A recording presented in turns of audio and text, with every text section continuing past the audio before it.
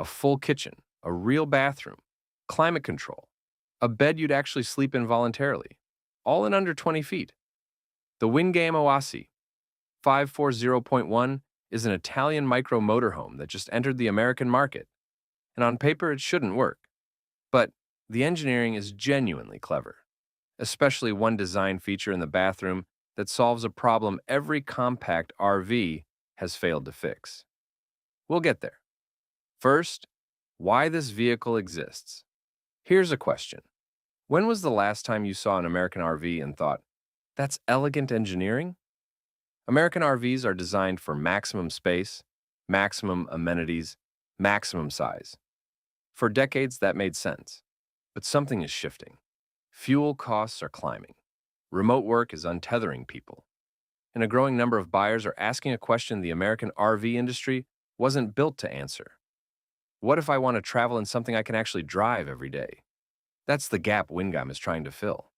But before you assume this is just another overpriced European import, let me show you what's actually happening under that fiberglass shell. Because, structurally, this thing is built more like a boat than a motorhome. Wingam was founded in Italy in 1977. For nearly 5 decades, they've specialized in something most RV manufacturers avoid entirely: single-mold fiberglass body construction. Most RVs are assembled from multiple flat panels: plywood, aluminum framing, rubber seals between sections. Every seam is a potential failure point. Water intrusion, delamination, structural flex. If you've owned a conventional RV for more than 5 years, you know exactly what I'm talking about. Wingam molds the entire upper body as a single fiberglass shell, then bonds it to the chassis platform. Now, technically, this isn't a pure monocoque. The body still sits on a separate chassis frame, but the practical benefits are real. Dramatically fewer leak points, higher torsional rigidity on rough roads, better thermal insulation, fiberglass doesn't rust, lower long-term maintenance. Think of it like the difference between a stitched tent and a molded kayak. Same category, completely different durability. This construction method is extremely rare in North America. Why? Economics. Panel-built RVs are cheaper and faster to mass produce. Wingam builds roughly 300 to 400 units per year.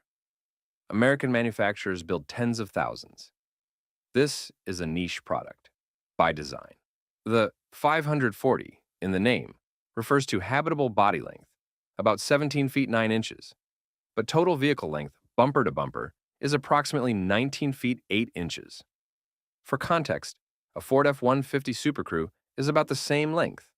Most Class C motorhomes run 25 to 32 feet.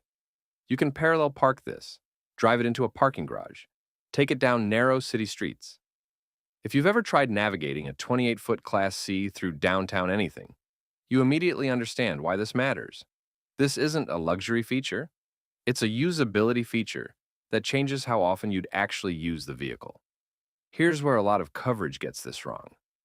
In Europe, the Oasi runs a Fiat Ducato chassis with a turbo diesel, but the US version is built on the Ram ProMaster platform with a completely different powertrain. 3.6-liter Pentastar, Phi 6, gasoline, not diesel. 280 horsepower / 260 pound-feet of torque. 9-speed automatic. Front-wheel drive. Fuel economy realistically lands at 14 to 18 miles per gallon, not the mid-20s you'd get from the European diesel. That's a genuine trade-off worth knowing. But drivability is impressive. At under 20 feet and roughly 8,800 to 9,200 pounds curb weight, it drives closer to a large van than a traditional motorhome. Steering is direct. Body roll is controlled. Front-wheel drive helps in rain and light snow. You could road trip 400 miles and not feel punished. But let's talk about the elephant in the room, The Ram ProMaster platform has a polarizing reputation. Some owners love it. Others report transmission issues, electrical problems, and frustrating dealer experiences. And Wingam, as a low-volume Italian import, adds complexity. If something breaks on the habitation side, plumbing, electrical, living systems, You need a Wingam authorized service point. Right now in the US, those are extremely limited. Here's the honest reality: this vehicle is beautifully engineered. But buying one in America today means accepting early adopter risk on service and support. If you need a dealer network on every highway exit, this isn't your vehicle yet. If you're comfortable with self-reliant ownership and value build quality over convenience, the interior is where this thing earns its price tag. 20 feet. How good can it really be? Better than you'd think. Wingam uses light-toned cabinetry, large windows, and reflective surfaces to create openness that fights the compact dimensions. Ceiling height is generous enough that most adults won't feel cramped. Kitchen, 2-burner cooktop, gas or induction depending on spec. Stainless steel sink with a cover that doubles as counter space. Compressor refrigerator, integrated storage everywhere. For 2 people cooking real meals, this works. For a family of 4, know your use case. Sleeping area.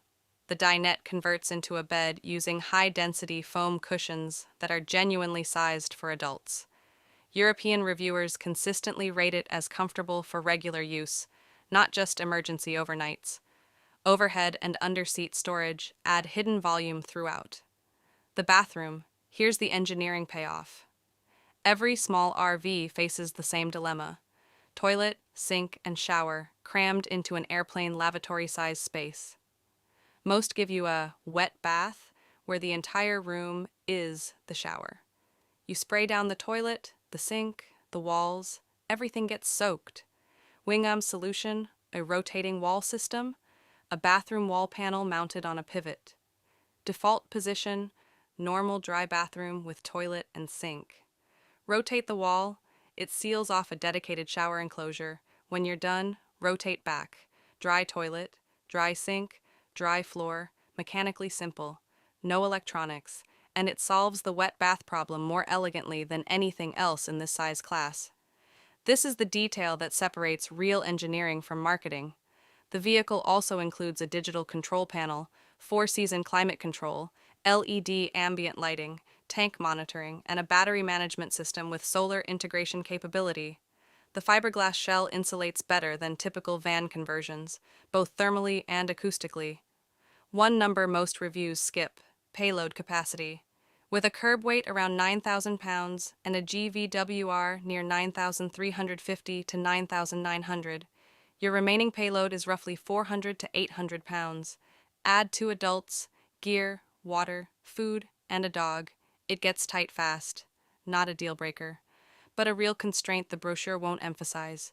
US pricing lands around $155,000 to $180,000 depending on configuration and dealer markup. Compared to high-end camper vans like the Winnebago Revel or Storyteller Overland, similar ballpark, but more integrated living space and better structural rigidity. Compared to Class C motorhomes, you can buy a 25-footer for less. More room, more payload, but heavier, harder to drive, and built with panel construction that may not age as well. You're paying a premium for build method, import scarcity, and design density. If you want maximum square footage per dollar, buy American. If you want maximum engineering per square foot, this is one of the best options available. Standard driver's license in all 50 states. No CDL required. The Wingam OASI 540.1 isn't perfect. Thin service network, tight payload, steep price. The US gasoline engine won't match European efficiency, but the engineering is real, the build quality is real, and the idea that a motorhome can be smart instead of just big, that's not going away. The question isn't whether this particular RV succeeds in America. It's whether American buyers and American manufacturers are ready to accept that compact, well-engineered vehicles might be what the market actually needs. Would you trade square footage for build quality and drivability, or is bigger still better? Tell me in the comments. I read them. And if you want more breakdowns like this, real engineering, no fluff, subscribe and hit the bell. I'll see you in the next one.